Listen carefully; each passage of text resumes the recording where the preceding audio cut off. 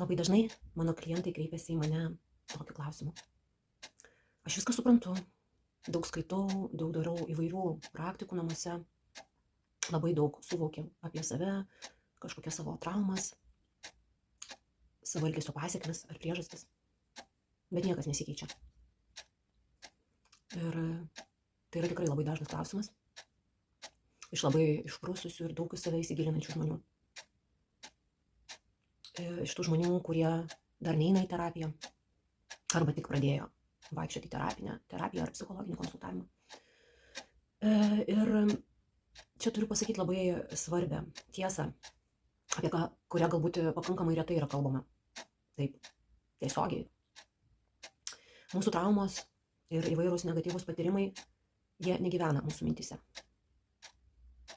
Mūsų traumos ir patyrimai gyvena mūsų kūne, mūsų psichikoje, tai yra mūsų nervų sistemoje. Ir dar, kas labai svarbu, jos gyvena vienos, tai yra jos gyvena izoliacijoje. Taigi, kodėl tas suvokimas ir supratimas ir loginis mąstymas dažnai negydo? Iš tikrųjų dėl to, kad trauma ar kažkoks negatyvus kitas patyrimas atsirado ne tada, kai tu kažko nesupratai, o tada, kai likai vienas su savo skausmu, su savo jausmais. Dažniausiai tada, kai nebuvo nieko, kas galėjo atlaikyti tavo ašaras, tavo pyktį, tavo liūdesį, kai tavo jausmai buvo nereikalingi, nepriimti. Ir dažniausiai tai nutikdavo vaikystėje. Ir mūsų dauguma traumų, sakyčiau, didžioji dauguma yra iš vaikystės patyrimų.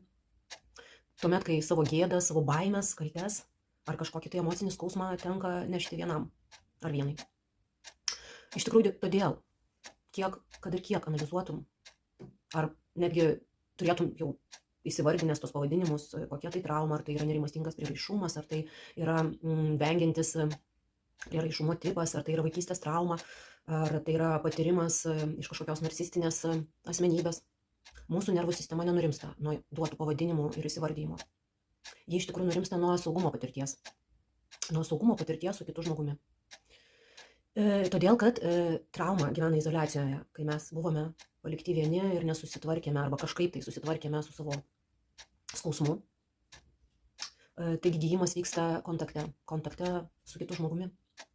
Kadangi suvokimas ir supratimas, įvardymas yra mūsų smegenų žievės funkcija, o štai traumos patyrimas, tai yra mūsų limbinės sistemos atsakančios už jausmus funkciją. Taip pat tai yra kūno patyrimas, tam tikri išgyvenimo refleksai, ar ne, kurie beveik automatiniai.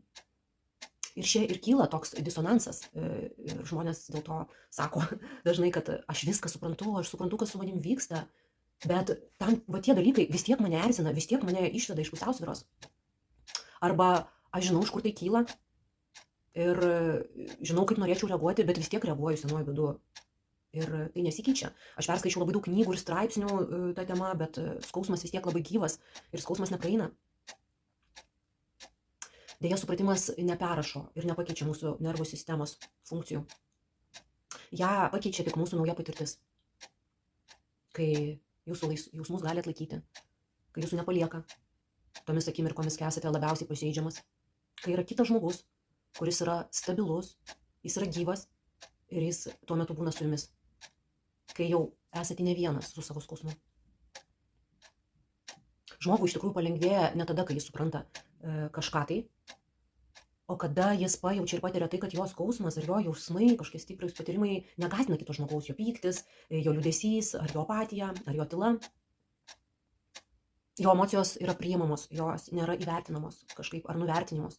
Ir nėra jis verčiamas kaip vaikystė greičiau nusiraminti, greičiau nurimti, susiimti kuo greičiau ir imti kažką daryti, jeigu žmogus jaučiasi visiškoje depresijoje, ar ne, tarkim.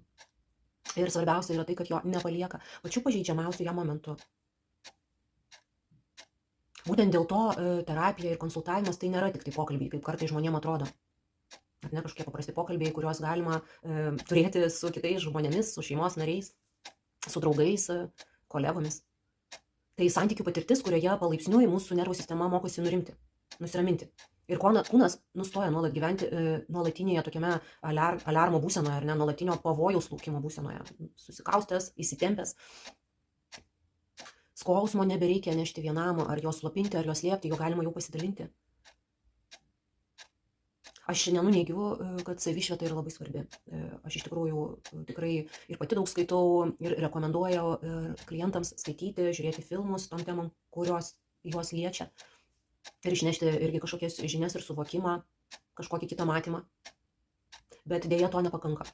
Tik skaityti, žiūrėti, kalbėti apie tai nepakanka, nes knygos suteikia žinias, o štai terapija ar konsultavimas suteikia patirtį, ko reikia mūsų nervų sistemai.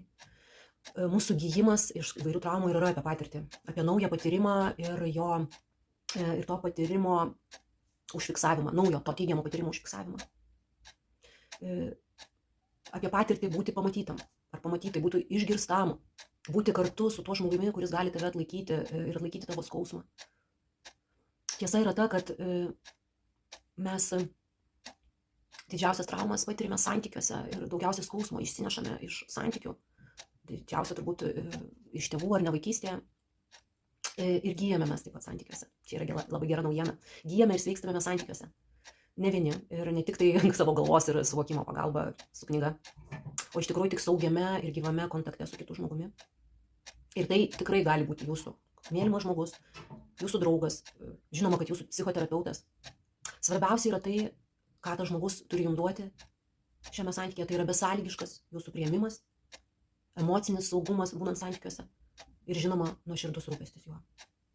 Dėl to tikrai jūs kviečiu į terapiją, į konsultavimą, jeigu susidurėte su kažkokiamis problemomis ar užduotimis, su kuriomis nepavyksta savarankiškai susitvarkyti, nors jau daug kartų bandėte, daug skaitote, daug analizuojate pats tas temas, kviečiu ateiti ir kartu išsinešti naują patyrimą, naujus pokyčius, naujus atsakymus į jūsų klausimus.